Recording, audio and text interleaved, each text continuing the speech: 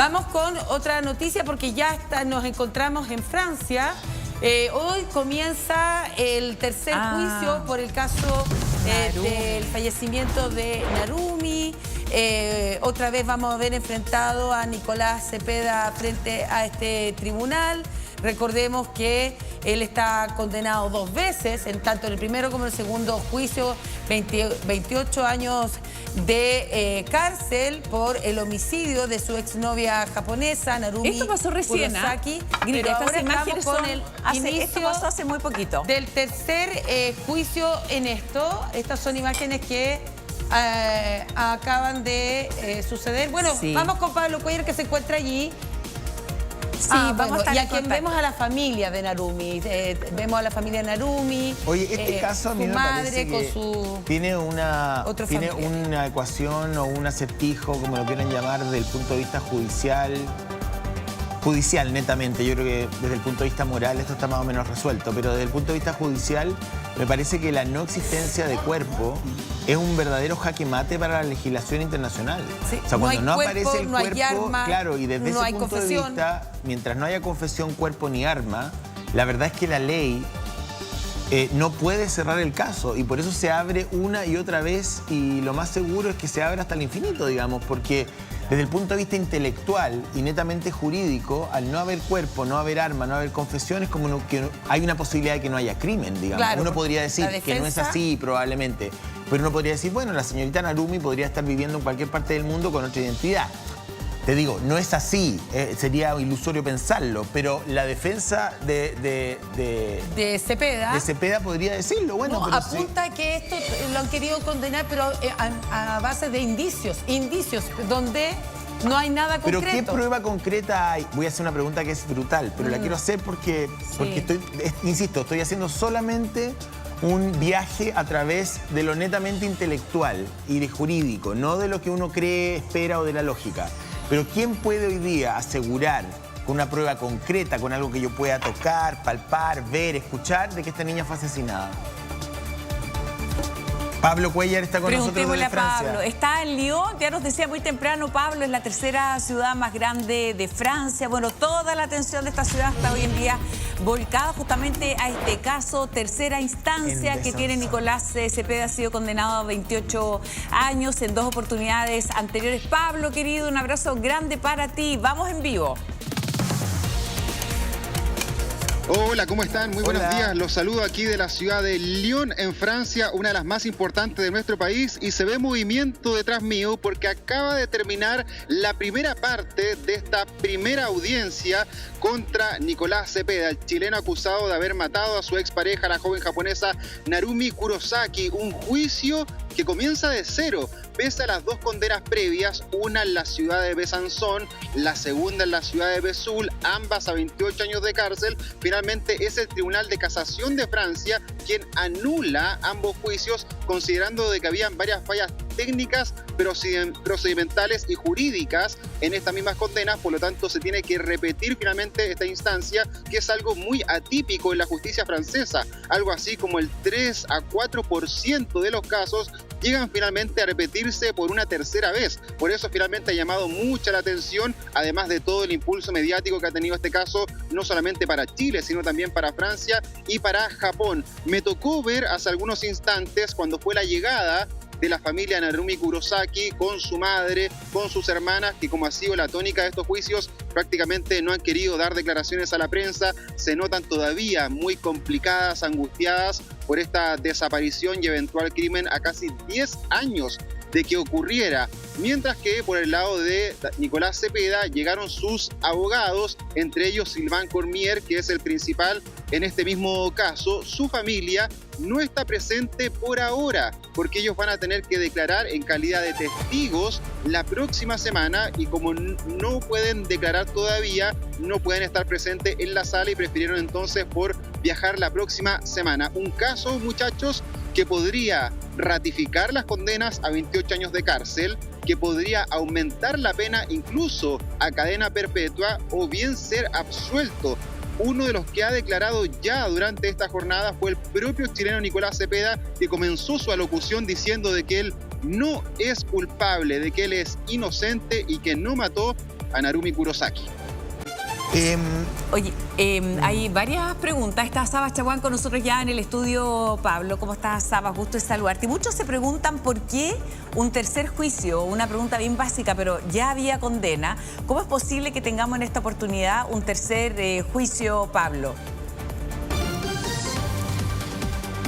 Mira, hay varias razones. Lo principal, lo que decía el José delante, es un caso sumamente complejo. Más allá de todo lo mediático que ha sido para los países, está siendo estudiado por finalmente las vicisitudes, complejidades que tiene el caso. Cómo condenar a alguien cuando no hay cuerpo del delito, cuando no se ha podido comprobar fehacientemente y científicamente cuándo murió, dónde murió, en qué condiciones y quién lo hizo. Por lo tanto, realizar finalmente una sentencia cuando no hay una certeza total con respecto a lo ocurrido es una complejidad bastante grande.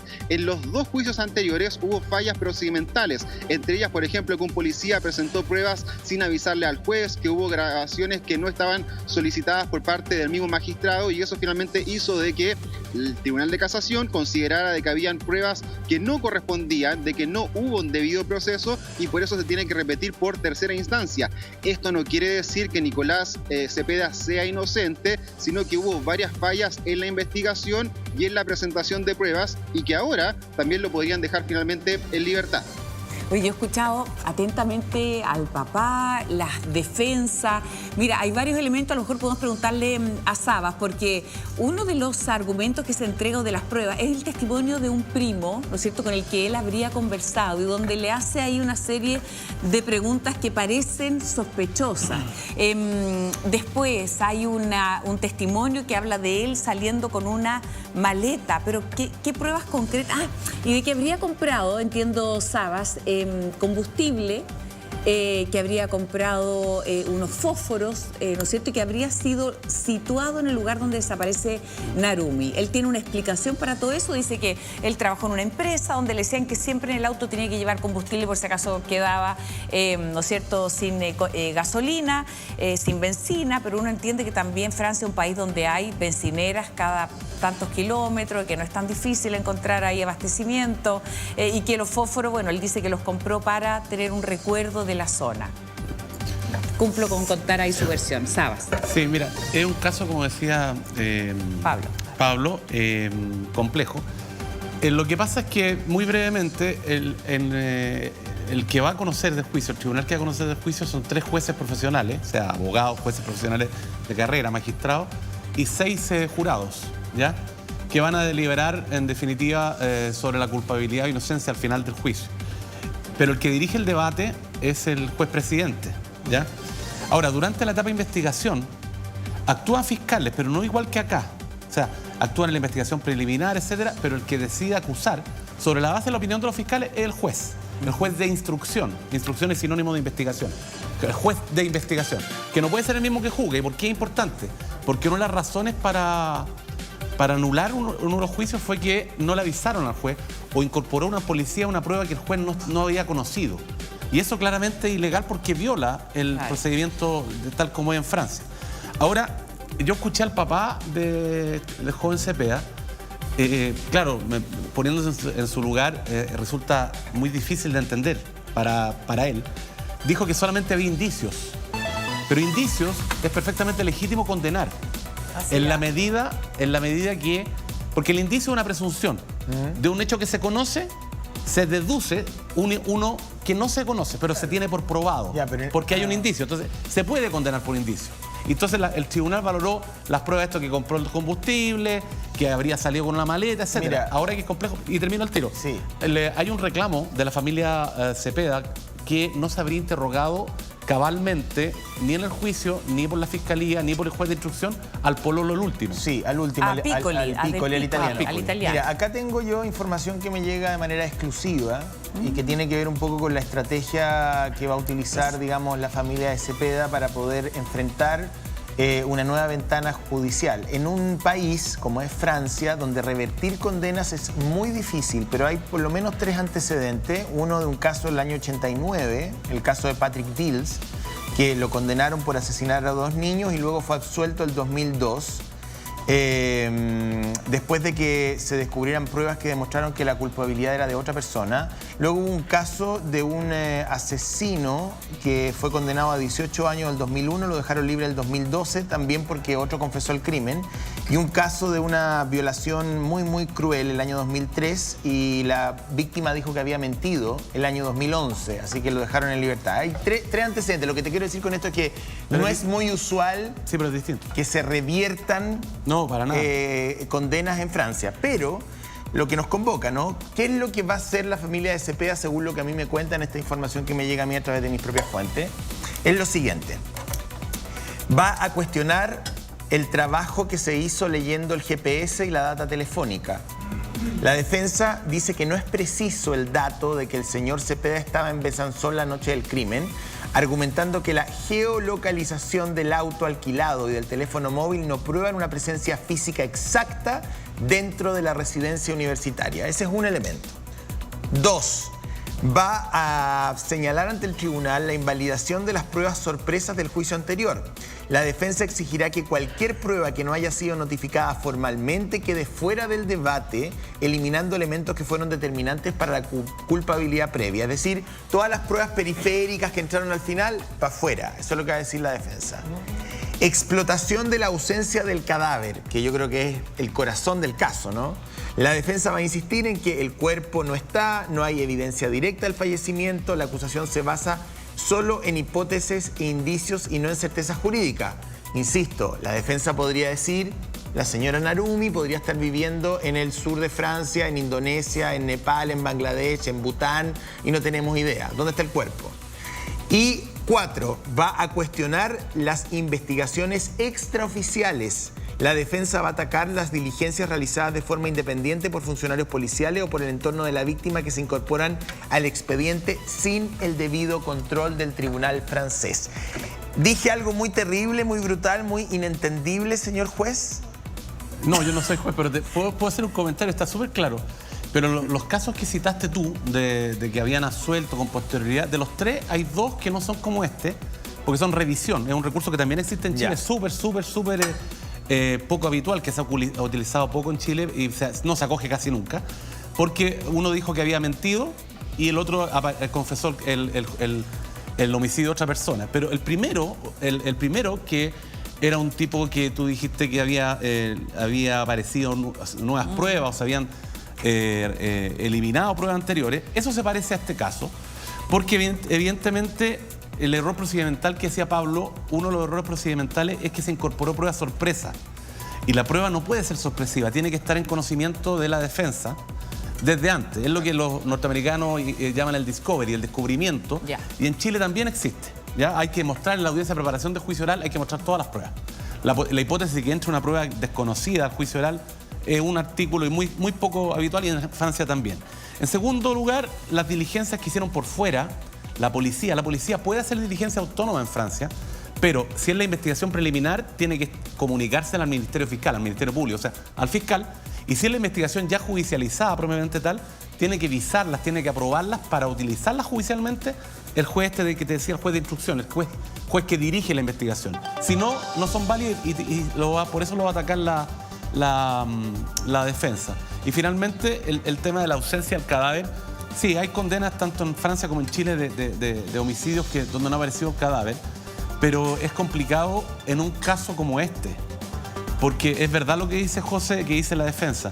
Claro, el GPS lo sitúa cerca de, no me acuerdo cómo se llama el pueblo. Besanzón. Pero lo sitúa cerca, pero no dentro de la residencia. Entonces, ya está bien, se puede condenar por indicio, pero eso es súper complejo. Oye, porque él podría decir, mira, yo estaba enamorado, fui a darme una vuelta, etcétera. Pero se puede condenar por indicio, yo creo que esa... Sí, se puede condenar por indicio. Eso era lo relevante que me llama la atención. Es lo que se llama presunciones.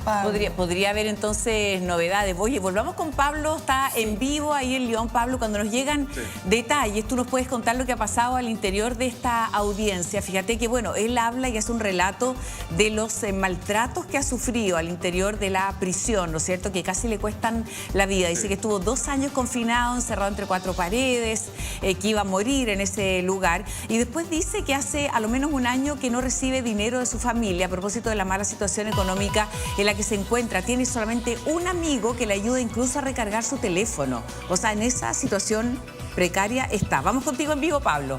¿Cómo pagan a esos abogados tan...? Sí, no, para complementar lo que ustedes estaban ahí retratando, Nicolás Cepeda fue la última persona que vio a Narumi Kurosaki, se juntó con ella en su habitación, se juntó con ella en un restaurante. Eso está totalmente acreditado y él también lo ha señalado en los juicios. Ahora, lo que aboga la defensa es que estos son indicios que no constituirían finalmente de que él cometió ese eventual crimen. La legislación francesa dice que uno puede finalmente sentenciar por indicios siempre y cuando sean graves y concordantes con el resto de las pruebas. Por mientras les cuento lo que ha ocurrido en esta jornada, donde ha habido mucha expectación mediática, tal cual ocurrió en Besanzón, tal cual ocurrió en Vesoul. Han llegado medios de comunicación de Francia, obviamente de Chile y también de Japón, que están muy atentos a lo que va a ocurrir con este tercer juicio. Como les decía, llegó la familia de Narumi Kurosaki, acompañada ahí por Taeko, que es la madre, y sus dos hermanas que permanecieron en silencio. No está participando todavía la familia de Nicolás Cepeda. Pude ver a Nicolás Cepeda dentro del mismo juicio, donde él llegó vestido con una chaqueta negra, una camisa cuadrillé, con sus pantalones de jeans y totalmente afeitado, muy normal, ¿eh? Pareciera que el tiempo no hubiese pasado por Nicolás Cepeda. Él ya tiene 35 años, lleva más de 5 años detenido acá. Se sentó en el último asiento del mismo estrado, delante estaban sus abogados y comenzó su declaración. Habló en un perfecto francés. Él ha estado estudiando francés durante todo este tiempo e incluso ahora está estudiando un posgrado dentro de la cárcel de economía, que lo ha llevado finalmente a cultivar con estos mismos estudios y aprender un poco más el francés. Comienza su declaración diciendo: yo no soy responsable de la muerte de Narumi Kurosaki, yo soy inocente y yo no la maté. Luego el mismo juez comienza a consultarle datos biográficos, personales, donde él va respondiendo de manera muy espontánea con este francés, diciendo de que él era un joven que había estudiado ingeniería comercial en Chile, que había mantenido esta relación con Narumi Kurosaki, que incluso la invitó a su país, conocieron varios lugares turísticos de nuestra misma nación, que mantenían una relación bastante cercana, amena, y que finalmente decidieron separarse por mutuo acuerdo. Sí. No, mira, a ver, primero, independiente del resultado, el nuevo resultado, lo que diga la justicia, que son... A ver, la justicia al final del día, con mayor o menor precisión, y ahí a lo mejor el ex fiscal estará o no de acuerdo conmigo, no sé, establece verdades jurídicas. Sí, por supuesto. Pero no llega a la verdad absoluta en algunos casos. Sí, uno aspira... Y yo creo que la aspiración del legislador y también de quien administra justicia, me refiero a jueces, abogados, fiscales, es que la realidad jurídica y la realidad coincidan en la mayoría de los casos. Pero no siempre es así. No siempre se puede, lamentablemente. Eso es lo primero. No estoy diciendo con esto que el señor Cepeda sea inocente o culpable, no tengo idea. Yo no estaba de almohada, sé que no sé lo que hizo, pero estoy haciendo un análisis como de marco acá. Primero. Segundo, Cepeda es un tipo muy inteligente. O sea, eso es innegable. O sea, es un tipo muy habiloso. Eso no lo hace un asesino serial, pero tampoco lo hace un pobre inocente, no sé. Pero es muy inteligente y a esta altura, después de todo lo que ha vivido, habla francés mejor que el general Charles de Gaulle. O sea, pero de verdad. Pues ya 5 años. Yo creo que habla hasta sin acento. O sea, si uno lo escucha, o sea, la Manuela lo escucha, yo creo que incapaz de identificar que es chileno. Lo que te quiero decir es que un tipo que todas las armas que tiene para defenderse las ha utilizado. No me extrañaría nada que después se haga una película donde él mismo se defienda a sí mismo, porque es de ese tipo de persona. Es tan rápido, habiloso, lúcido, que es capaz de, a lo mejor, enfrentar directamente un juicio casi representándose a sí mismo. Pero yo creo, y vuelvo al origen de todo esto, la génesis de toda esta problemática, la falta de arma, la falta de cuerpo, es una combinación muy difícil de sortear para la ley, ¿o no? Sin haber confesión tampoco. Es muy difícil, pero lo que pasa es que hay dos cosas. Y sí, inocente, por algo anularon el juicio, por vicios procedimentales, etcétera, pero el que anula el juicio en la sala, en lo penal del Tribunal de Casación, más o menos la Corte Suprema. Entonces, no es un tribunal cualquiera. Primero, ¿se parece en el sistema de francés al chileno? Sí y no. O sea, tiene alguna similitud. Por ejemplo, lo que decía Pablo, de que las presunciones tienen que ser graves, precisas y concordantes. Eso está en la legislación procedimental civil chilena y estaba en el Código Antiguo, pero ahora actualmente dice que no se puede condenar solamente por la base de una declaración del imputado, pero si hay alguna prueba, porque aquí hay alguna prueba. Lo que pasa es que no, no hay una prueba directa. El GPS, eso, claro, no es una prueba directa, pero el fósforo, el combustible, claro, no sé. Sí se puede condenar por una prueba indirecta, que serían los indicios. Ahora, el tema es que este joven Cepeda, como dice José Antonio, no tiene en el cuerpo, o sea, no está el cuerpo y no hay nada lo sitúa cabalmente, no indiciariamente, no indirectamente como el autor. No hay una prueba directa. Lo único que está perfectamente acreditado es que él fue el último que vio a Narumi, pero eso no lo convierte en asesino solamente. Entonces, es complicado el tema y como decía Pablo, el porcentaje de juicios que se anulan después de para hacer un tercer juicio, en Chile no existe. En Chile, bueno, sí podría existir un tercer, o 2 nulidades y un tercer juicio, pero es súper restringido. Y esto es casación, casar es anular, es sinónimo. Entonces, casación es un recurso oye, nulidad. el primero y el segundo juicio no se toma en cuenta, ya eso quedó en el pasado, No. este tercer juicio parte de cero. Sí. Me llama la atención que va a durar tan poco el proceso judicial. ¿Cuánto dicen que va a durar? Solamente ahora un mes. Sí, claro, es que como ya saben más o menos la cantidad de pruebas que antes lo sabían, pero no la habían desarrollado. O sea, porque, por ejemplo, si acá en Chile la Fiscalía presenta 200 testigos, la defensa presenta 100 y hay miles de documentos, se puede durar varios meses. Hemos tenido juicios que es un poco ridículo eso, un juicio de 2 años. Yo creo que hay que hacer una modificación legal. Oye, ¿sabes? Volvamos, sí, perdón, con Pablo, porque Pablo, cuando uno habla de esta línea de tiempo, a lo mejor hay mucha gente que ha olvidado los detalles, ¿no?, de este caso hace tantos años ya. Él intentó volver a conversar con ella, de hecho se reúnen en un restaurante por ahí cerca, él llega al lugar donde ella vivía, un lugar universitario, de hecho hay declaraciones de quienes en ese momento estaban en el piso superior, entiendo que era un área común donde los estudiantes y los jóvenes compartían ahí un refrigerador donde guardaban, ¿no es cierto?, comida y otros alimentos para compartir. Vamos a ver esa como línea de tiempo y qué pasa en ese lugar, porque hay declaraciones de quienes incluso llegaron a prestar testimonio a este segundo juicio y que eventualmente podrían estar participando en este tercer juicio. Vamos contigo en vivo. Sí, hay algunas sorpresas que ya han ocurrido en esta primera jornada que ya les voy a comentar, porque hay cosas que están disgustando ahí a la defensa. Antes de eso, hagamos esta línea de tiempo, pero partamos desde lo más básico. Recordemos que Narumi Kurosaki con Nicolás Cepeda se conocen en Japón cuando él va a estudiar a ese país asiático hace ya más de 10 años, mantienen una relación, un pololeo, pero luego ella decide ir a estudiar a Francia, a la ciudad de Besançon, y es ahí cuando de mutuo acuerdo, según Nicolás Cepeda, se separan en buenos términos. Ella estudia finalmente en Francia y tiene una nueva relación con este joven Arthur del Piccolo, que también en un momento estuvo como parte de los presuntos implicados y que finalmente fue absuelto.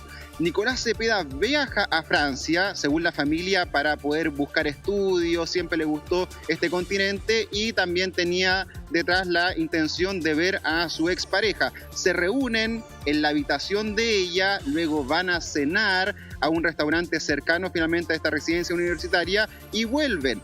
Según Nicolás Cepeda, ella tuvo algún tipo de llamado telefónico, algo que le complicó y finalmente quiso romper ese mismo momento y él se va durante la madrugada y ese habría sido el último instante donde la vieron con vida. Según la parte acusatoria, se escucharon gritos, finalmente hubo situaciones incómodas ahí en el mismo lugar y eso es otro de los indicios que apuntan hacia Nicolás Cepeda, mientras que él dice que él se va, mantuvieron comunicación y después nunca más se vieron y que él jamás habría matado justamente a Narumi Kurosaki. De hecho, en la pieza nunca se encontraron rastros de algún asesinato violento o no violento. En el auto de Nicolás Cepeda tampoco se encontraron rastros ni ADN finalmente ocluidos que podrían haber pensado eso. Y eso hoy día es lo que está argumentando finalmente los mismos abogados de Nicolás Cepeda. Esta historia continúa finalmente con el chileno volviendo a nuestro país y el año 2020 la justicia finalmente decide extraditarlo a Francia para iniciar este juicio en Besançon y ahí la historia continúa hasta donde hemos llegado el día de hoy. Y vuelvo a lo que decía en el comienzo, hay 2 sorpresas. Uno, durante estos juicios, el abogado de Arthur del Piccolo había participado del proceso. Sin embargo, él llegó aquí al tribunal y ha decidido retirarse la defensa de Artur del Piccolo ahora está siendo llevada por la misma defensa, la misma abogada de la familia Kurosaki. Eso es algo que seguramente van a tener que explicar por qué finalmente se ha realizado. Y otra situación que se está desarrollando es que hay muchos testigos que no han llegado a declarar, entre ellos uno muy importante, que es Shintaro Obata, amigo de Narumi Kurosaki, que vivía al lado de su pieza y cuyo testimonio había sido muy relevante en los 2 primeros juicios y ahora no se ha querido presentar ante la justicia. Según la defensa del chileno Nicolás Cepeda, esto querría decir que quieren limitar finalmente la cantidad de nuevos antecedentes, que no hayan más declaraciones, mantener un cierto status quo para que el resultado sea similar al que ocurrió finalmente en las primeras 2 condenas. A ver, un vuelo... Detengámonos en Shintaro. Sí, es que quería hacer el hincapié de lo que tú acabas de comentar, que yo no se escucha, pero tu micrófono está abajo. Un vuelo entre Tokio y París deben ser unas 17 horas más o menos. O sea, lo que te quiero decir con esto, entre 14 y 17... No es como, me llamó el juez, voy a declarar, digamos. O sea, es tan complejo como viajar desde Chile. Entonces, evidentemente la rotativa de testigos que uno puede tener cercanos a la familia de Narumi en su entorno japonés, igual es difícil. Claro. O sea, no es fácil, digamos. Eso es lo primero. Lo segundo, ¿qué es lo que el señor Shintaro, que entiendo que era, digamos, un estudiante que estaba en la habitación contigua o... ¿Qué declara? ¿Qué es lo que eventualmente dice? ¿Que ellos tuvieron una discusión? ¿Que escuchó cosas esa noche? ¿Que hubo algún tipo de escándalo? Y en tercer lugar, y yo quiero plantearlo acá para discutirlo, digamos, que yo creo que es lo que trasunta todo este caso, que es como una película, porque esto es de verdad, yo creo que ni Hollywood lo debe haber pensado así, es si existe o no el crimen perfecto, que es algo que ha obsesionado a la mente humana desde que el hombre es hombre. O sea, el cine, la literatura han fantaseado con la posibilidad, y perdón que lo diga de una manera tan cruda, pero es lo que estamos enfrentando, con la posibilidad siquiera que una mente perversa asesine a una persona y no haya rastro de aquello, digamos. O sea, eso ha sido parte como de la fantasía más oscura del cine durante muchísimo tiempo, y yo creo que este caso apela particularmente a ese enganche misterioso. Quiero volver al señor Shintaro. Que no llegó, que no ¿Quién llegó. es? ¿Qué podría decir? ¿Qué podría aportar? Dijo la primera vez y que ahora, claro. Digamos. Mira, Shintaro estuvo presente en los 2 primeros juicios, en Besanzón y en Vesoul, por eso ahora ha extrañado que él no quiera participar. Podría haberlo hecho también de manera por teleconferencia, finalmente eso tampoco todavía no está dicho. Ya la familia de Nicolás Cepeda, sus abogados, están exigiendo al juez que le obligue a Shintaro Obata a declarar. Esa es una obligación dentro de la justicia francesa cuando se cita a un caso como este tipo. Él fue una de las primeras personas que entró a la pieza de Narumi cuando ocurre esta misma desaparición, incluso antes que la policía, y él testifica que él escuchó gritos esa madrugada cuando habrían estado Nicolás Cepeda con Narumi Kurosaki. Sin embargo, hay un antecedente muy importante, que él dice, estos gritos yo los escuché como más lejos. Si hubiese sido en la pieza de al lado, que es donde yo estaba, probablemente hubiese escuchado otro tipo de tono. Así que si es que ocurrió algo, probablemente fue más lejos y no al interior de la habitación. Es un antecedente que también se está recabando con mucha fortaleza para este mismo juicio, y ahora está la duda finalmente de qué va a pasar con él. Si prestará testimonio en los próximos días, se vendrá finalmente aquí a la ciudad de Lyon para participar de este caso. Por ahora todo apunta a que no, y no solamente él, sino que hay varios testigos más que también estarían dando un paso al costado, repito, pese a que es obligación. En cuanto al crimen perfecto, claro, yo creo que por ahora esto cabe finalmente dentro de ese mismo espectro, y es algo que ha dejado inconcluso no solamente a los mismos fiscales, sino a las 2 familias, sobre todo la de Narumi, ¿no?, que han sentido el dolor de haber perdido finalmente a su ser querido. Yo recuerdo mucho el primer juicio, Tremendo. Donde la madre decía, mira, más allá de si ella está muerta o no está muerta, yo lo único que quiero es ver su cuerpo para darle sepultura, para darle finalmente el respeto y el honor que se da a un fallecido en la cultura japonesa. Sí, oye Pablo, dos preguntas que tengo para ti. ¿Está la familia en esta oportunidad de Nicolás Cepeda allá o no? Y lo otro es si se hacen informes psicológicos en este caso, porque una cosa es que nosotros digamos, a lo mejor estoy usando palabras que a lo mejor no corresponden, no sé, que a propósito de un video que vimos de él donde se refería a ella, y era un video que compartía con amigos, se mostraba de manera machista, abusiva, no sé, una cosa es eso y otra cosa es que sea un asesino, una cosa es que sea a lo mejor, o que tenga una personalidad posesiva, en fin, y que sea un asesino. ¿Se ha hecho algún informe psiquiátrico, psicológico, algún seguimiento a la personalidad de este joven?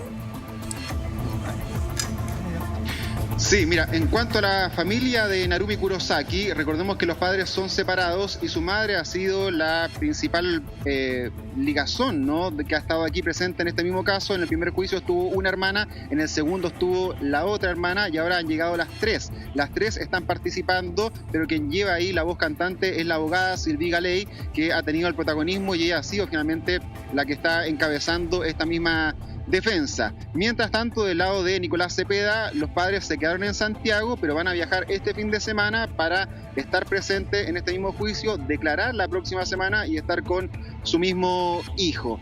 En cuanto que me consultaba de los informes, sí, se hicieron 2 informes psiquiátricos con 2 especialistas separados. En el primer caso, en Besanzón, el informe fue muy lapidario en contra de Nicolás Cepeda. Ahí la especialista dijo que el chileno era abusivo, que era manipulador, que era controlador, que tenía ciertos tintes machistas, que si bien no había antecedentes previos de violencia o algo que pudiese uno saber de que hubo situaciones similares en el pasado, sí él tenía ciertos tintes de una persona controladora. Pero en el segundo juicio hubo un nuevo informe psiquiátrico que prácticamente descarta muchas de estas conclusiones, diciendo que él es una persona normal, que sí era alguien muy reservado, que tenía dotes como de una persona muy inteligente, pero que por ningún motivo se veía como una persona manipuladora o que tuviese antecedentes que finalmente lo llevaran a ser un asesino serial o algún criminal como catalogado justamente en esa misma persona, ni tampoco un antisocial. Oye, lo otro que llama la atención es la declaración de un primo. Recordemos que él cuando llega a Francia, primero tengo entendido que pasa por España, ¿no? Se junta con un primo y en esa oportunidad hay un testimonio de él que es bien complejo, me imagino, para la defensa de Nicolás Cepeda, porque apuntaría a preguntas que le hizo Pablo. Quisiera ahondar un poco en ese tema, que tiene que ver como con la muerte. ¿Por qué no nos explicas un poco por qué ese testimonio del primo es clave, un familiar bastante directo y que toma relevancia en esta tercera oportunidad? Para muchos es un testimonio demasiado clave en este mismo proceso, pero fíjate tú que él no va a prestar testimonio en este mismo proceso. Es algo que también ha generado ciertas dudas. Él, después de haber estado en Francia, se va a España a visitar a este primo que es médico, y en unas conversaciones que sostuvieron ambos le pregunta sobre la muerte o sobre cómo fallecen algunas personas, una declaración que da el mismo primo, que él también le hace dudar de por qué momento estaba pasando Nicolás Cepeda o lo extraño que podrían haber sido estas declaraciones. Yo recuerdo en el primer juicio Nicolás habló de eso, decía que eran ciertas interrogantes, como muchas otras que le hizo ahí al primo, que no tiene que ver nada con haber cometido algún tipo de crimen ni algún hecho violento para nada. Por lo tanto, quedó ahí como al aire esta misma declaración. Claro, la parte acusatoria señala como otro indicio que podría haber llevado finalmente a las motivaciones o a las explicaciones con lo que pasó, pero para la parte defensora del caso del chileno es nada más que una serie de preguntas en un contexto mucho más grande de una conversación entre dos primos. Oye, varias preguntas. Mira, ¿quién más lo está acompañando en este juicio? Creo que tenemos también interés en saber quién está participando de estas audiencias. Hubo en algún momento una declaración de él que apuntaba a que la habían visto con vida a Narumi. Este testigo después fue desvirtuado. Se trataba, no sé si de un guardia, un ex militar. Había ahí una figura bien confusa. De hecho, él como que reconoció que ¿no es cierto?, este testigo a lo mejor no tenía ahí algún tipo de relevancia. Es Eso por una parte. Y lo otro es saber efectivamente quién está participando en esta audiencia. Mariana, también muy temprano se veía, ¿no es cierto?, ingresar ahí con toda la solemnidad que lo hacen, ¿no es cierto?, en estas cortes francesas, a los abogados. De hecho, en alguna oportunidad lo defendió a él el mismo abogado de Sarkozy. Tenía ahí una defensa... Ustedes que estaban hablando de incluso de los problemas económicos, sí. Yo me pregunto también quién financia todo esto, porque el abogado francés que lo está defendiendo ahora, Sylvain Cormier, no, tú parles francés, yo no, pero él, para que ustedes se hagan una idea, ha defendido casos, por ejemplo, al futbolista Karim Benzema, en casos súper complejos. Además ha tenido defensas de abogados de mucho prestigio, y esta no va a ser la excepción. Y así, un pequeño resumen de lo que estaba escuchando, me he dado cuenta que en términos, como describía Pablo, el perfil de Nicolás Cepeda es muy distinto, la descripción del Nicolás Cepeda juicio 1, de un Nicolás Cepeda juicio 2, y capaz que en este juicio 3 también vamos a ver a otro Nicolás Cepeda ya con mayor estudio y todo. Entonces, dentro de ese grupo de testigos clave, ¿podría ser citado o no, Pablo, este primo que yo creo que es el único eslabón de toda la investigación que hemos tenido, que da indicios de preguntas que respecto a la muerte, etcétera, y que lo podrían complicar en esta oportunidad, o no? ¿Está citado él? No, mira, no está citado, y ya no sería posible de que lo convoquen a esta hora. Tendría que ser algo demasiado extraordinario para que finalmente él llegue a declarar. Está en otro país, no fue considerado por ninguna de las dos partes, así que yo creo que es muy poco probable que algo pueda suceder de esa misma manera. Pero hay algo que es mucho más relevante y que todavía no se ha mostrado a la opinión pública, ni siquiera dentro de la misma sala de audiencia, que son las cámaras de seguridad del complejo residencial universitario donde estuvieron ambos.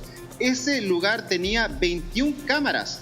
Solamente se liberaron los videos de 4 de ellas. Es algo que también ha extrañado mucho, de por qué finalmente no están esos videos que a lo mejor mostrarían a un Cepeda acompañado de alguien o en solitario, y que podrían ser muy concluyentes. Es algo bastante raro de lo que ocurrió en esa misma oportunidad, como también muchas tardanzas finalmente en el mismo proceso. Por ejemplo, ¿por qué no se investigó antes, se perició antes el auto de Nicolás Cepeda? No, fueron muchos días después, de cuando ya el auto estaba totalmente lavado.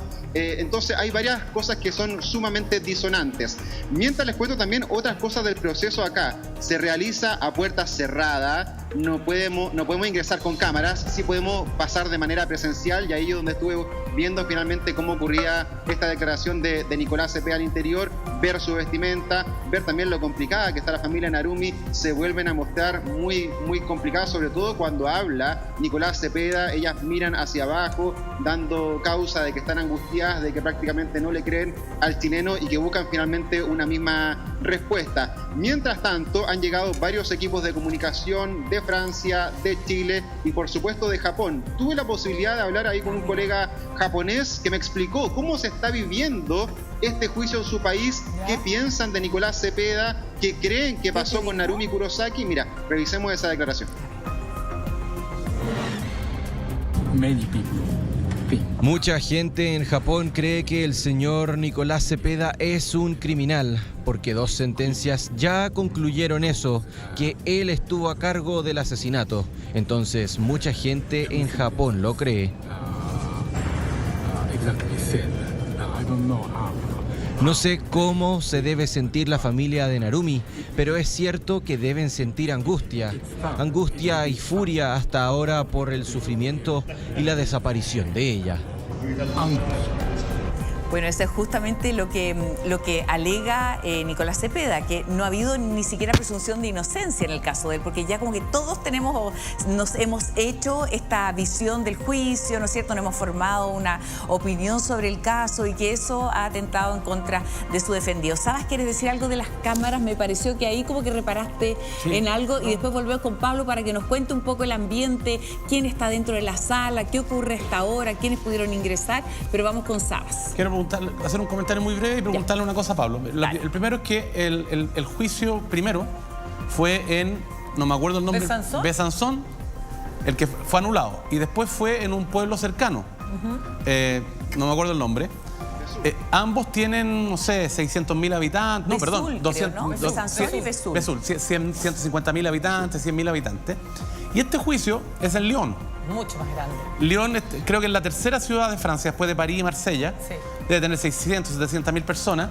Entonces, el conocimiento mediático o la repercusión mediática que tuvo en los otros pueblos versus lo que tiene Lyon es mucho menor. Entonces, eso puede jugar en favor de Nicolás Cepeda porque hay una menor contaminación de parte de los jueces y el jurado. Recordemos que son 9 personas elegidas por sorteo de los registros electorales, los que junto con los 3 jueces profesionales, son 6, más los 3 jueces son 9. Entonces están menos contaminados. Es como colegiado, ¿no? Sí, o sea, es un tribunal colegiado, cualquier tribunal que tenga más de un juez colegiado. Entonces, pero es súper mega colegiado. Claro, pero es que son 9, pues. Sí, pero es que son 9 jurados del pueblo. Jurado, ¿no? Perdón, pensé que estaba hablando de jueces. No, ya. los otros son 3 jueces profesionales. Es colegiado. ¿Aquí cuántos integran la sala? El tribunal de juicio oral, 3. Ya lo mismo. Sí. Lo que pasa es que... mientras Hermosilla no pida otro, digamos. Claro, lo que pasa es que... Mentira, un poquito de humor desde el amor y desde el cariño. Ya. Lo que pasa es que el Código Procesal de los franceses viene el Código Napoleónico en 1808 y después lo reformaron en 58, 59 creo. Pero después ha tenido muchas reformas, pero en esencia es similar. Y la pregunta que le quería hacer a Pablo es que él dice que había más de 20 cámaras en la residencia estudiantil y que se han liberado 4. Ahora, se han liberado 4, pero la otra 17 estaban en la investigación, fueron periciadas, se incorporaron las imágenes o nunca fueron incorporadas a la investigación, porque eso es importante, porque una de las alegaciones de la defensa de Cepeda es que no hay ninguna grabación de él después de que él reconoce estar con Narumi, que saque el cuerpo, que haya salido de la pieza, el estacionamiento, etcétera. Esa es la pregunta. Claro, no hay ni un cierre de la secuencia. Exacto, se entienden que dentro de las cámaras que quedaron ahí hay varias que obviamente no apuntaban en la dirección donde estaba la pieza o las salidas de emergencia o donde pudo haber salido Nicolás Cepeda, por lo tanto se dejaron de lado, ¿cierto? Pero por lo menos habrían otras 2 donde sí podrían haber algún tipo de antecedentes y eso es lo que finalmente todavía ha generado alguna extrañeza de por qué no han aparecido esos mismos registros. Se supone que en algún momento pudieron haber sido periciados, pero no han sido entregados por lo menos dentro de los mismos juicios. O sea, lo que ha generado ahí alguna suspicacia finalmente a por qué no están, porque yo creo que sería la prueba para finalmente verificar qué es lo que ocurrió. Lo que pasa es que acá... en cuanto a la sala, como bien decía... Sí. No, es que me estaba pensando en un concepto que usan mucho los británicos y que me encanta. Y lo usan en general, no solamente para casos de este tipo, sino que de diferentes dimensiones. El what if. What if. ¿Qué habría pasado si? ¿O qué pasaría si? Porque uno le va quedando mientras uno más conoce el caso y lo revive y lo revisita y lo revisa desde el aspecto más moral y judicial, uno dice... No, bueno, sí, hay indicios de que la mató porque pasó a una ferretería, discutió con ella, era una relación tóxica, no tengo idea, ella le contó algo a alguien. Pero como no hay arma y no hay cuerpo y no hay prueba de que él se haya deshecho de un eventual cuerpo, uno dice, bueno, ¿y si en realidad no la mató?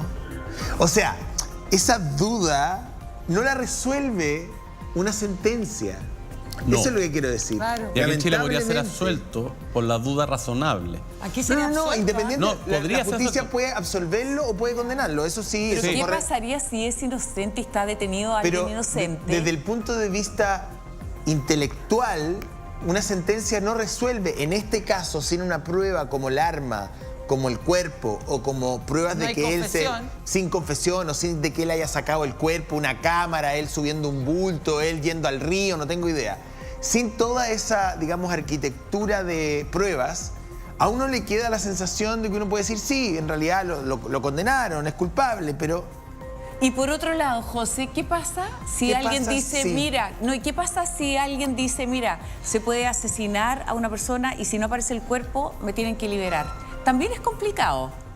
Sí, o sea, pero también es complejo. Por eso yo creo que, yo estaba pensando ahora, dije, por ejemplo, y voy contigo, Pablo, pero estaba pensando a partir de lo que estamos conversando, decía, escuchaba el relato de Pablo y los antecedentes que entregaba el sábado y todo. No. Y yo de repente pensé... Pero esa es otra situación. Perdón, conversando con el Maya. Perdón, me llegó lo siguiente. Del cielo me llegó una voz por el oído. ¿Y si no fue él? Y si no fue él, y sí. si no fue él. Porque- Se investigó bien, por ejemplo, a Alex ¿Cachai? Novi, No te pasa que Por eso me gustaría saber, Pablo, cuál fue la actitud con la que viste hoy día a Nicolás Cepeda entrando a la sala. La actitud de él hoy, un Nicolás Igual Cepeda no se lo en puede el primer preguntar, juicio, Mira, según los peritos, lo tomaron como controlador, manipulador, abusivo. En el segundo juicio, todo lo contrario, ahora con una mayor preparación. ¿Cuál fue la actitud con la que tú viste a Nicolás Cepeda esta mañana?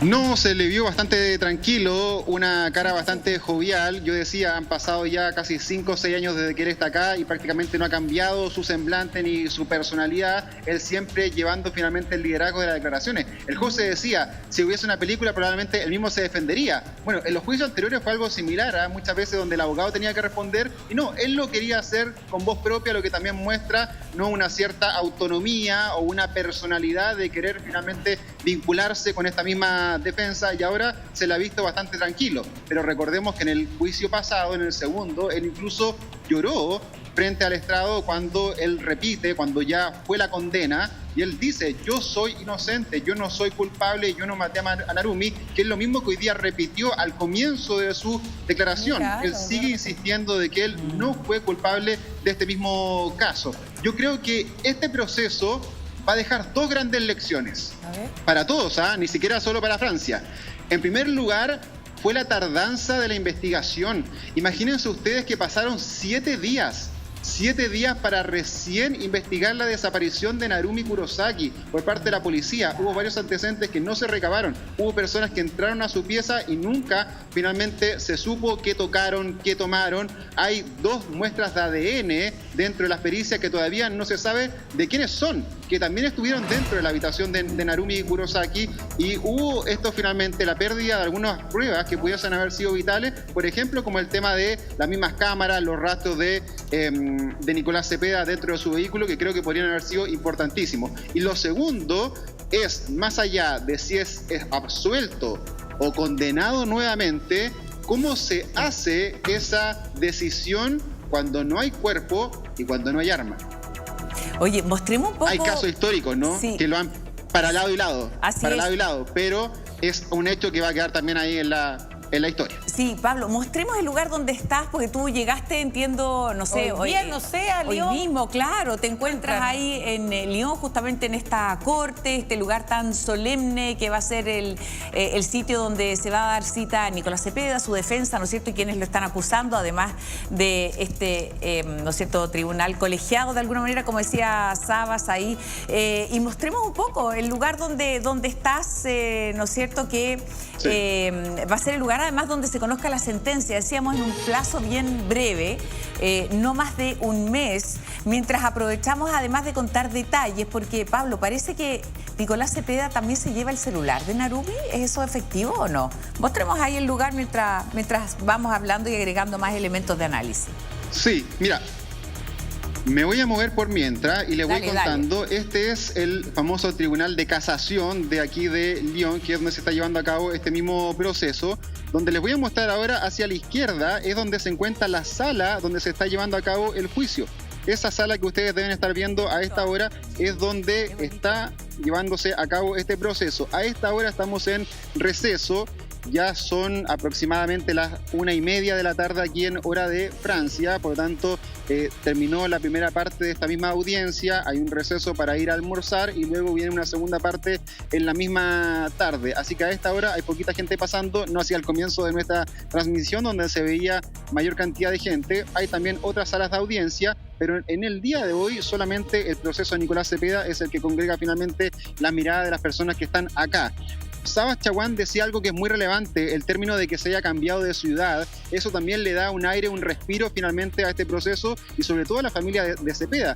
Yo que estuve en el primer caso en Besançon, realmente toda la ciudad estaba conmocionada por este mismo juicio.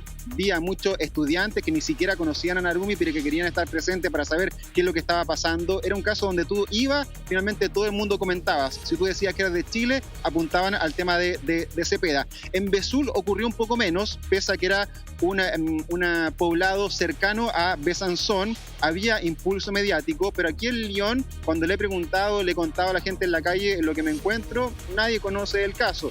Eso no quiere decir que no siga con el mismo efecto mediático, porque sí han llegado medios internacionales, sí han llegado prensa de estos 3 países, y ojo, porque en la sala de audiencia pueden haber cerca de 100 personas. Eso se llenó a primera hora, incluso hay mucha gente que no pudo entrar a la sala para asistir o presenciar este mismo caso. Y en cuanto al jurado, hubo 35 personas que se ofrecieron como voluntarios para ser jurado. Finalmente solo fueron electas 6 de ellas, pero eran 35 las que de manera voluntaria llegaron acá para ser parte entonces de esta decisión del tribunal. Oye, mira, bueno, ahí el interés que menciona José y hartos datos que han ido surgiendo. Quiero preguntarle a Sabas qué relevancia tiene este tipo de información, que reiteramos, no lo transforma en un asesino, pero son elementos de análisis interesantes. Por ejemplo, Narumi bloqueó a Nicolás Cepeda, ¿no? Eso según lo que se sabe, no sabemos si es real o no. Antes de viajar a Francia, Nicolás Cepeda googleó para saber, porque todo eso hoy en día forma parte de elementos que son importantes y que se pueden investigar. Googleó para saber si había extradición entre Francia y Chile. A lo mejor pensando en algún diseño, no sé, de lo que tenía pensado hacer. No sé si irá a ser así o no. Usó el celular y tarjeta de crédito de ella para comprar un pasaje en tren. ¿A dónde? Para salir del lugar donde estaba. Pistas que a lo mejor pueden ser relevantes y que pueden ser consideradas, Sabas, en este nuevo juicio. Indicio. Sí, claro, porque si no está Narumi, ¿por qué tiene la tarjeta y el celular? Ahora, claro, el hecho que se haya robado, eventualmente eso no lo convierte necesariamente en asesino, pero como dice Marián, es un indicio. Son hechos conocidos de los cuales se puede presumir el otro. Indicio, presunción. Ahora, yo tengo un comentario de lo que dice Pablo y una duda a la vez. Tengo entendido que es un nuevo juicio. Por ende, si bien puede ser el edificio del Tribunal de Casación de Lyon, no está actuando como tribunal de casación. Debería estar actuando como la Corte de Asís, como un tribunal de instancia. Es una pregunta. ¿Sí o no? Exacto, así es. Ya. Pero para quienes somos unos imbéciles, ¿qué quiere decir eso? Corte de Asís es el tribunal de instancia, el jurado, el tribunal de juicio oral. Eso. Ya. Pero disculpa el francés, porque yo no hablo francés. No, yo tampoco. Pero así se escribe, digamos, se pronunciará así, Cour de Asís. Pablo, él, por ejemplo, tú que estás allá, estuviste ahí en la primera audiencia y todo, ¿él está dispuesto, por ejemplo, a conversar nuevamente con la prensa o a asumir cierta declaración por su parte, como lo hizo en los juicios anteriores? O sea, tiene una defensa súper potente, pero tú lo ves con esa actitud de que él también va a querer hablar más allá, que hizo la declaración que ya conocíamos, que él no es un asesino, no ha asesinado a nadie, en definitiva, y parte así esa declaración y tomar más cartas en el asunto de hacer su propia defensa, o por ejemplo, tener la posibilidad de entrevistarlo. ¿Él está más disponible para los medios? ¿Lo has visto tú, ese cambio de él, más accesible? Pero no lo pueden dejar hablar. Sí. ¿No puede hablar? Yo creo que no con los medios, no creo que Eso es súper relevante también para contar, para que la gente sepa. Yo les expliqué que los procesos son a puerta cerrada, pueden estar gente, pueden estar personas que quieran participar, pero no los medios de comunicación con cámaras. Yo puedo ingresar como persona, estar presente ahí en el juicio, sentarme, pero no puedo ni grabar ni tomar fotos. De hecho, le cuento una infidencia. Hubo un fotógrafo que intentó tomar una fotografía, llegó la policía acá, ni siquiera los guardias, llegó la policía y se lo llevaron a prestar declaración a la comisaría para notar la exigencia que hay ante cualquier toma de fotografía o video. Eso es algo que está totalmente prohibido. Nicolás Cepeda entra y sale por un pasillo distinto al cual entra el resto de la gente, acompañado siempre por guardias. Por lo tanto, él no tiene acceso a encontrarse con ninguna persona que no esté directamente en el estrado donde él se encuentra. De ahí, del mismo estrado, se le saca por una puerta trasera y se le lleva finalmente hasta una zona de detención. Así que él no puede tener ningún tipo de contacto ni con la prensa ni con los asistentes, salvo, repito, aquellos que estén en el estrado donde se encuentran sus abogados, algunos traductores y en casos anteriores sus mismos familiares. Ahora, en este momento, él se encuentra en una salita aparte donde probablemente le dan algún tipo de almuerzo y luego tiene que retornar finalmente a la misma sala. Y luego se le lleva finalmente a algún centro de detención aquí en Lyon, donde va a permanecer durante todos estos días mientras dure este proceso. Oye, ¿sus padres hace cuánto que no los ve, Pablo? En el último juicio. Porque entiendo que no los podía ver antes del juicio. Sus padres han ido periódicamente a visitarlo. Pero no podía ver a su papá. Pero han ido periódicamente a visitarlo a la cárcel. Lo prohibieron, es porque el papá no puede entrar todavía al juicio, porque el otro juicio estuvo cerca de él, sí. Pero ahora no puede entrar el papá porque está como testigo. Entonces, mientras no declare, después se puede quedar en la sala, pero mientras no declare, no puede entrar porque se va a contaminar con las otras versiones. Para no contaminar el proceso. O no contaminarse él, que decir, voy a cambiar lo que tiene pensado, digamos. Tengo entendido que lo citaron como testigo y por eso no puede entrar. Sí, es real. Sí. Preguntémosle a Pablo, a ver, él tiene esa información. Yo hablé con el papá de Nicolás Cepeda a finales de la semana pasada. Él tenía la intención de haber estado hoy aquí, este día martes, en el inicio del juicio para estar presente, para acompañar a su hijo Nicolás. Sin embargo, a última hora le avisan que el día en que él le va a tocar testificar es el día 24 de marzo, la próxima semana, el próximo martes. Claro. Por lo tanto, como decía Sabas, él no puede ingresar a la sala antes de que preste declaración. Por lo tanto, él y su esposa decidieron venirse este fin de semana, llegar el fin de semana, obviamente, prestar declaración el día martes y luego quedarse en la sala todos los días acompañando a Nicolás mientras dure el proceso. Esa va a ser más o menos la línea cronológica de la visita de los padres. Hay otro punto que es muy interesante que también tiene que ver con lo mediático que hablaba Marianne. Cambió la estrategia. En el primer juicio en Besançon, la estrategia de la familia Cepeda era no hablar con los medios de comunicación. Yo me acuerdo que en varias veces me acerqué, ellos no querían prestar declaraciones, entendían que el efecto televisivo también iba como en contra de la figura del mismo chileno. En el segundo se abrieron un poco más, fueron más los abogados los que tomaron ahí ciertas declaraciones, el padre en algunos momentos, pero ahora han cambiado dramáticamente ese mismo fenómeno, han querido estar más con la prensa. Incluso el padre sacó la semana pasada un libro donde cuenta muchas de las cosas sobre este mismo juicio. Hablamos con el padre Humberto Cepeda y escuchamos su declaración. Efectivamente, nosotros seguimos insistiendo que acá todavía hay 3 preguntas que no se han respondido: el cómo, dónde y cuándo. Cómo desapareció o falleció Narumi, dónde y cuándo.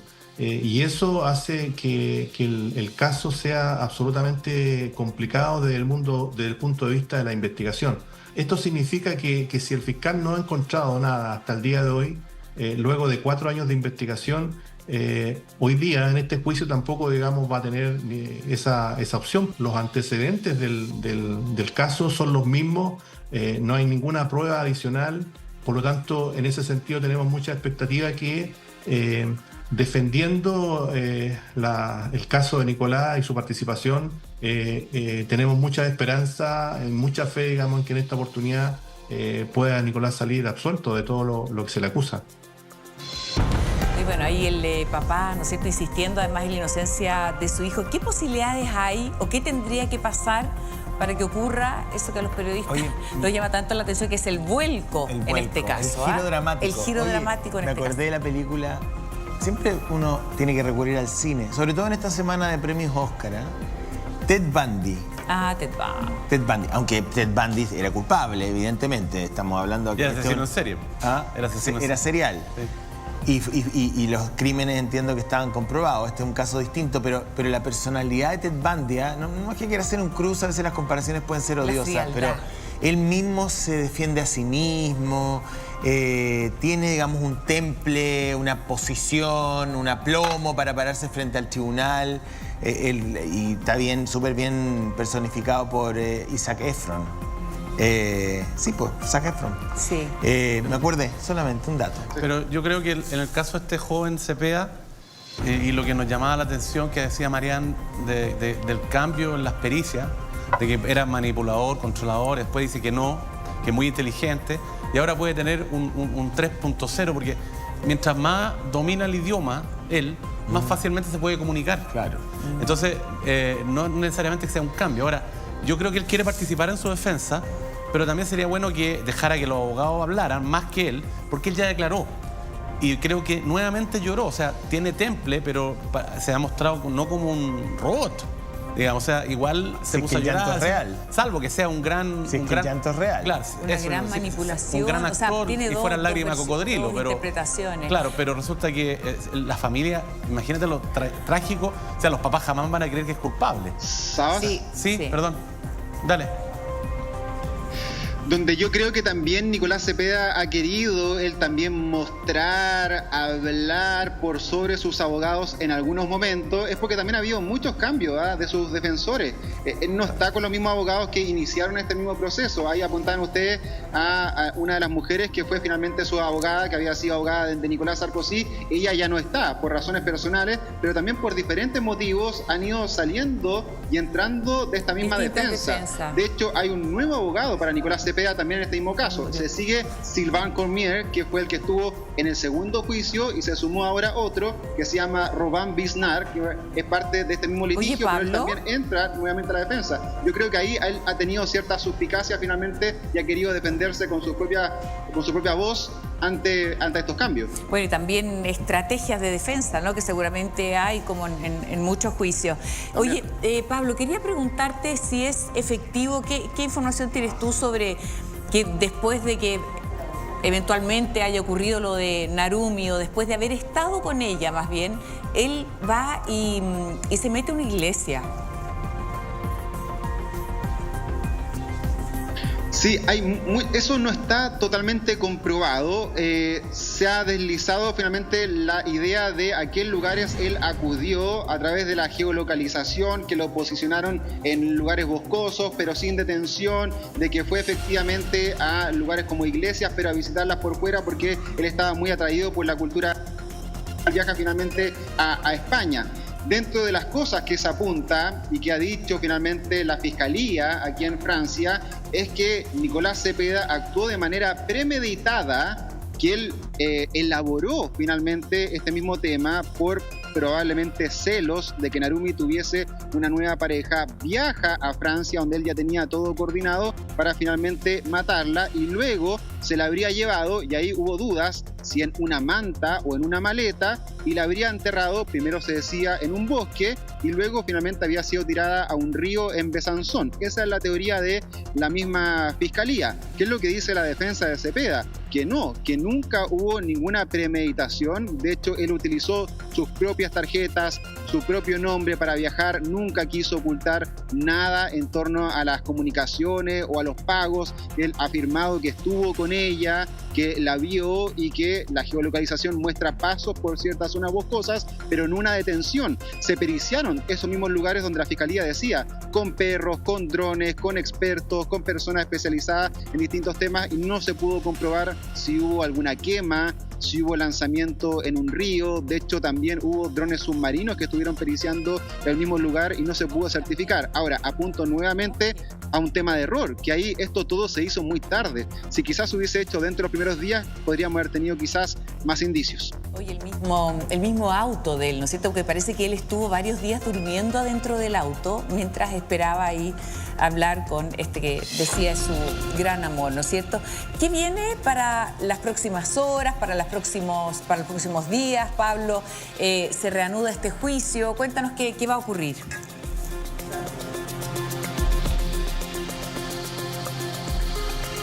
¿Pablo? Ahí vamos a retomar el contacto. Escuché, si es que me consultaron una pregunta. Sí, ¿qué va a pasar en las próximas horas? ¿Se reanuda este juicio? ¿Quién va a ir a declarar? Cuéntanos lo que ocurre en las próximas horas y días. Esto va a durar entre 2 a 3 semanas. También al agua lo que hace la justicia francesa de que en un tiempo acotado, ya con la presentación de las pruebas y todas las investigaciones que se realizaron, finalmente se toma una determinación en un tiempo, yo creo que plausible, correspondiente, en torno a este mismo caso. Todos los días, de lunes a viernes, vamos a estar día y día escuchando finalmente las pruebas en torno a este mismo proceso. Así que algunos dicen que podría ser el próximo viernes la sentencia o bien la primera semana de abril. Oye, aquí me quedo simplemente con una frase. Pablo, al parecer, lo habría dicho la abogada de la familia de Narumi, dice, cada juicio las va destruyendo más.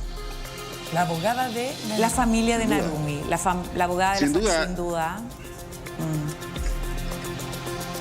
Sí, no, sin duda, es una cosa de verla. Yo me ha tocado verla en el primer caso en Besanzón y ahora nuevamente, y claro, ella siempre abrazada una con la otra, mirando hacia abajo, como con la mirada perdida, ¿cierto? Nunca queriendo hablar. Se nota, ¿no? Ahí hay una angustia que es totalmente legítima y obvia de haber perdido un familiar de esa manera y hasta el día de hoy no haberla encontrado, no tener una 100% de certeza de lo que ocurrió, no tener un responsable de manera total, ¿cierto? Y lo que decíamos anteriormente, no haberle podido dar sepultura, que eso es lo que más me llamó la atención de la primera vez que declaró su madre, que decía, está bien, yo puedo aceptar que mi hija esté muerta, pero lo que no puedo aceptar es no poder darle el honor de enterrarla, claro, no se porque puede, eso va en contra de nuestra propia dignidad y de nuestra cultura. Bueno, en Japón la muerte es algo que se Pero en Japón, en todas partes, perdón, pero y por Pablo, tanto, aquí ocurrió muchísimo, claro. Aquí ocurrió muchísimo, por otras razones, digamos, pero estamos hablando del mismo dolor con otro origen, obviamente. Pero si hay una nación que conoce de desapariciones sin la existencia de un cuerpo o de crímenes sin cuerpo, es precisamente Chile. Entre muchos otros países. Por razones distintas, pero bueno, hago el cruce para empatizar un poco Argentina y podríamos nombrar también algunos casos en Brasil. Sí, claro. Pero lo que quiero decir, no quiero politizar el despacho, no tiene sentido. Lo que quiero decir es que podemos empatizar con el dolor de la familia japonesa. O la señora de Limache, la familia Limache, o la señora de Valladolid. También, claro, sí, claro. También se puede hacer una lectura más reciente, digamos, de lo que significa no encontrar el cuerpo de algún ser querido y saber que probablemente nunca lo vas a volver a ver. Muchas gracias, Pablo. Nos mantenemos en contacto. Un abrazo muy grande. Muchas gracias, Pablo. Nos vemos, chao, chao. Nos vemos muy pronto, hartos cariños ahí para ti, este trabajo intenso con este tercer juicio ya. Gracias, Gringuita.